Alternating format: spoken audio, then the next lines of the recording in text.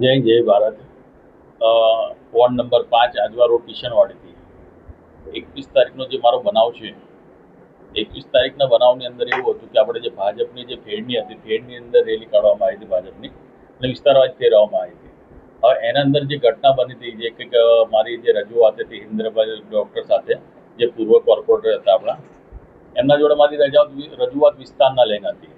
એ વિસ્તારને લઈને જે રજૂઆતો અમારી ચાલતી હતી એના અંદર ઝપાઝપી થઈ, યોગેશ પરમાર દ્વારા માર મારવામાં આવ્યો, જ્યાંથી મારી નાખવાની ધમકીઓ આપવામાં આવી, આ બધી પ્રવૃત્તિ થઈ હતી।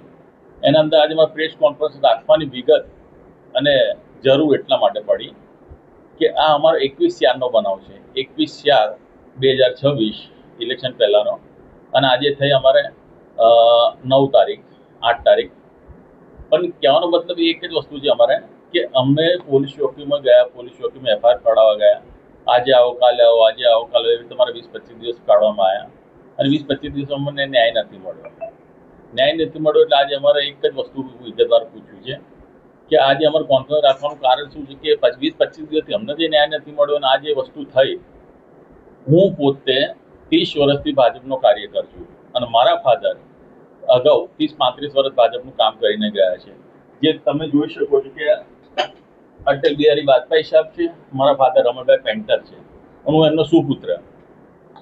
હું પણ 30 વર્ષથી ભાજપમાં કામ કરું છું, છતાં જો મારે ન્યાય માટે રખડવું પડતું હોય તો સામાન્ય નાગરિક, સામાન્ય માણસની શું પરિસ્થિતિ થતી છે એ તમે આની અંદર જોઈ શકો છો।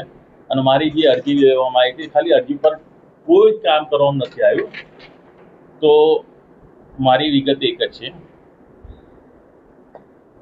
કે આ જે આપણે ન્યાય સામે અન્યાય થયો છે એનો ન્યાય મળે અને આ વિગત આટલા વર્ષોથી અમે ભાજપની અંદર કામ કરતા રહ્યા છીએ, શું અમારે ન્યાય માટે રઝળવું પડશે, ન્યાય માટે રખડવું પડશે? અને સામાન્ય નાગરિકને ન્યાય નથી મળતો તો અમને ન્યાય નથી મળ્યો એવું થઈ ગયું।